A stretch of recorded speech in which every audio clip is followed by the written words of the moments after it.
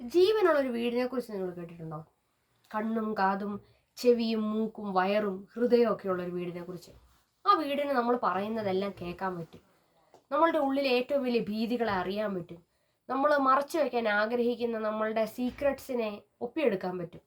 അങ്ങനെ നമ്മൾ ഇരുട്ടിലൂടെ അതിൻ്റെ കോറിഡോറുകളിലൂടെ നടന്നു നീങ്ങുമ്പോൾ അതിന് നമ്മളെ ട്രാപ്പ് ചെയ്യാൻ പറ്റും. വളരെ ബുദ്ധിപരമായിട്ട് നമ്മളെ പാരനോയിഡ് ആക്കാൻ പറ്റും.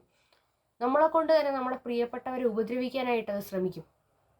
പറഞ്ഞു വരുന്നത് നെറ്റ്ഫ്ലിക്സിലെ one of the best psychological horror thriller series ആയിട്ടുള്ള ദ ഹണ്ടിങ് ഓഫ് ഹിൽ ഹൗസിനെ കുറിച്ചാണ്. ആൻഡ് ഇത് ഡയറക്റ്റ് ചെയ്തിരിക്കുന്നത് മൈക്ക് ഫ്ലാനഗനാണ്. ഇത് 1959 ഷേർലി ജാക്സൺ എന്ന് പറയുന്ന ഒരു എഴുത്തുകാരിയുടെ ഒരു നോവലിനെ ആസ്പദമാക്കിയാണ് ഇത് 2018 നെറ്റ്ഫ്ലിക്സ് ഒരു സീരീസ് ആക്കി മാറ്റിയത്. അപ്പോൾ നമുക്കിതിൻ്റെ കഥയിലേക്കൊന്ന് ചെറുതായിട്ട് പോകാം. ക്രെയിൻ ഫാമിലി അവരാണ് നമ്മളുടെ ഈ കഥയിലെ കേന്ദ്ര കഥാപാത്രങ്ങൾ എന്ന് പറയുന്നത്.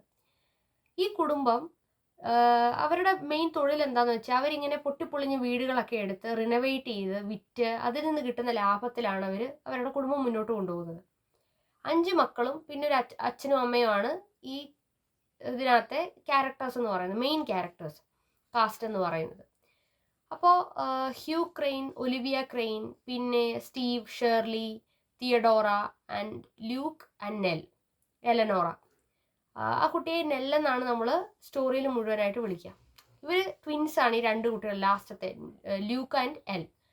ഇവരിവിടെ വരുമ്പോൾ തന്നെ ഈ നെല്ലിന് ഈ വീട്ടിൽ എന്തൊക്കെയോ ഒരു ഡാർക്ക്നെസ് ഫീൽ ചെയ്യുന്നുണ്ട്. അവൾ രാത്രിയിൽ കിടന്നുറങ്ങുമ്പോൾ അവൾ ആരൊക്കെ ഒബ്സർവ് ചെയ്യുന്നതായിട്ടും അവളെ എപ്പോഴും ആരോ വാച്ച് ചെയ്യുന്നതായിട്ട്, ഏതൊരു ഷാഡോ ഫിഗർ അവളെ എപ്പോഴും ഫോളോ ചെയ്യുന്നതായിട്ട് അവൾക്ക് ഫീൽ ചെയ്യുന്നുണ്ട്.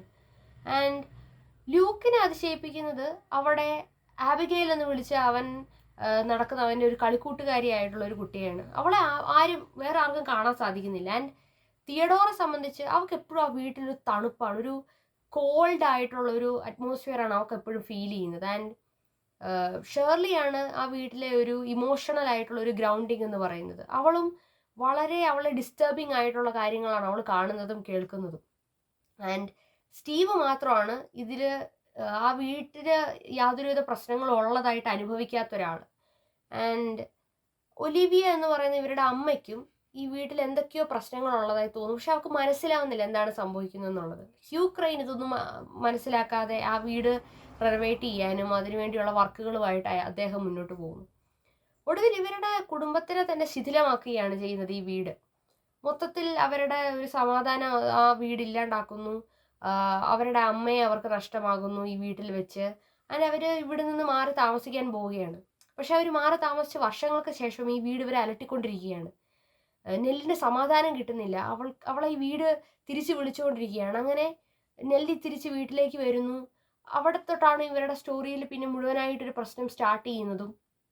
പിന്നീട് പ്രശ്നങ്ങളുടെ ഒരു പെരുമഴയാണ്. ഒരു നോൺ സ്റ്റോപ്പായിട്ട് മുഴുവനായിട്ട് ഇൻസിഡൻറ്റുകൾ ഉണ്ടായിക്കൊണ്ടേയിരിക്കുന്നു. അങ്ങനെ അവരുടെ ജീവിതത്തിൽ മുഴുവനായിട്ട് നമുക്ക് മായ്ച്ചു കളയാൻ പറ്റാത്ത അത്രയും തരത്തിലുള്ള പ്രശ്നങ്ങൾ ഉണ്ടായിക്കൊണ്ടിരിക്കുകയാണ്.